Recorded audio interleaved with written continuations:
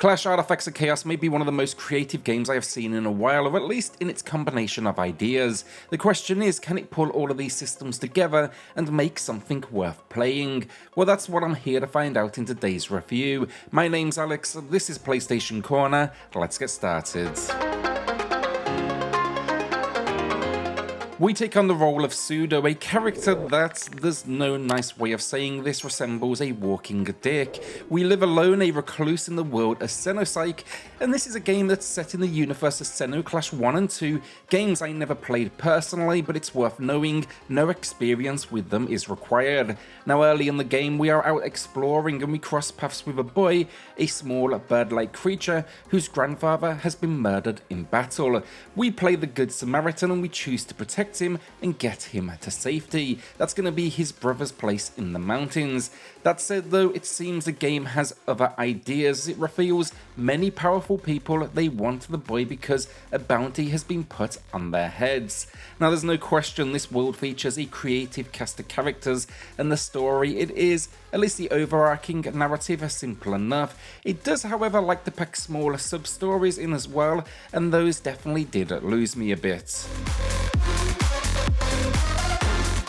Gameplay then, in full transparency, trying something new for the channel. After a few hours I've had to walk away from this one. I cannot face it anymore as much as I tried, and for that reason I won't be attaching a numerical score to this video today. Rather, I'm just going to be telling you my experience with it and what has caused this reaction.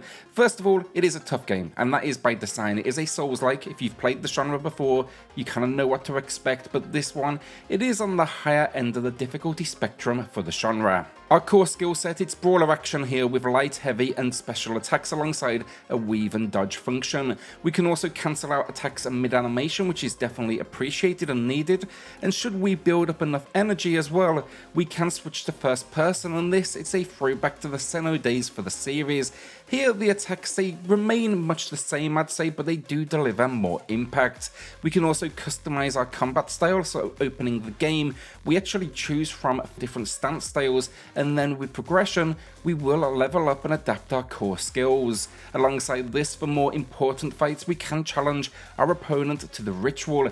It's completely optional and it's a dice based game where we choose a potential negative starting state for our opponent should we win the dice battle.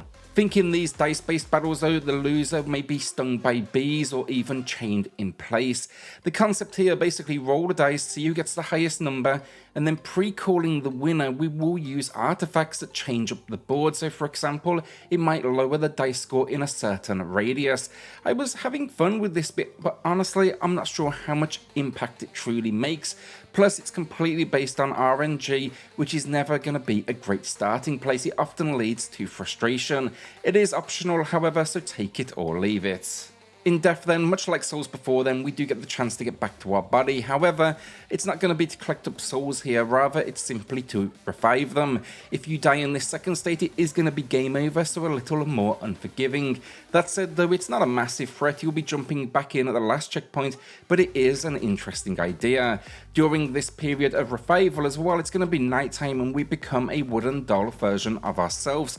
It sounds crazy and it definitely is. Here though, we can navigate to new places as we can fit where we couldn't before, and we'll actually be using this actively in the world on purpose to often move forward to new areas. To activate it out of choice, we just sleep at camps till nighttime and then it kicks in. We can also at camp brew potions and simply rest, restoring our lead. These camps also act as the game's save points.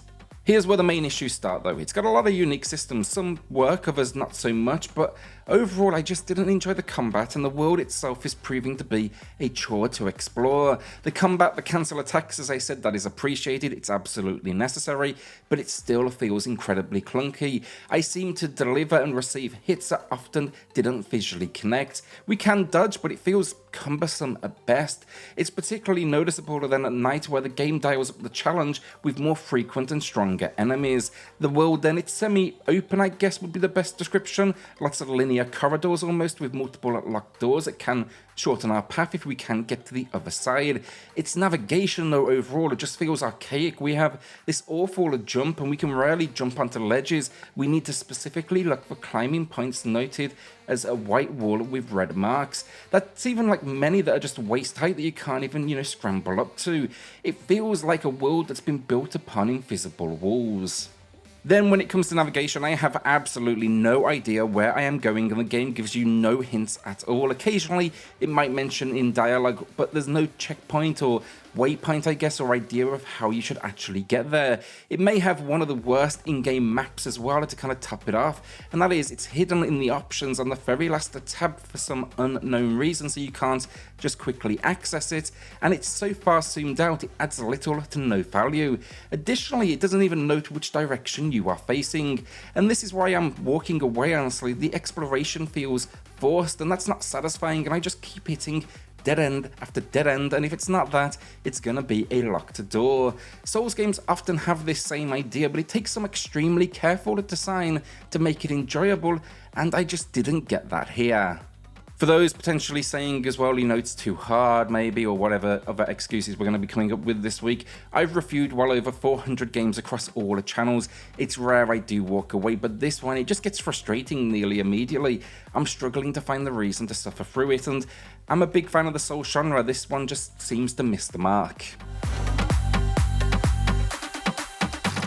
Visually, this game is stunning. They absolutely nailed it. There's a black and white option in the menus as well, should you choose to, but this is a hand-drawn style. It's got almost a cel-shaded vibe to it at the same time, and it delivers this incredibly vivid location with some truly unique enemy design. That makes the issues all of the more frustrating, honestly, because this location excites me. I've not seen something like it before. Sure, occasionally it can get a little glitchy. I noticed some popping. I got trapped halfway beneath the floor at one point, but it did let me out, thankfully.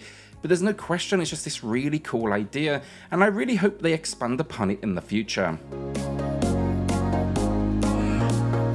Audio, finally, it's fine. It's fully voice acted and to a really high level. In fact, our lead is particularly impressive, with the actor adding a likable personality to him, from, his more caring side, trying to help this child, to the more intimidating battle readiness. The same can go for the cast around him as well, although they can frequently repeat during exploration, and then the music is generally solid. I don't want to comment on where the soundtrack goes, but this far into the experience, it's been more than fine. Clash Artifacts of Chaos is absolutely unique. The visual design is stunning, the world generally, it's interesting to look at, and the cast, they're definitely building to something much bigger. There's a twist I won't spoil that's revealed very early in the game. That said though, the combat feels what I would describe as clunky as best, and the leveling up is designed to be a grind, and then overall, just the biggest problem of all, the world design has way too many issues. Its linear locations, often repetitive looking to get lost in, with little to no guidance. Even the map itself doesn't work, and it's also hidden away in a sub-menu. If they could at least give you an ability to zoom into this map maybe, or even just give me the general direction I'm facing, it would be a lot easier to recommend. Right now though, for me, I'm walking away. Its dated design just can't hook me, and the idea of pushing through, I just can't bring myself to do it, even after such a short time with the game. Will you be checking out Clash then? Let me know in the comments. With that, hit subscribe, join us here for reviews and deals weekly, and I'll see you all on the next video. Thanks everyone.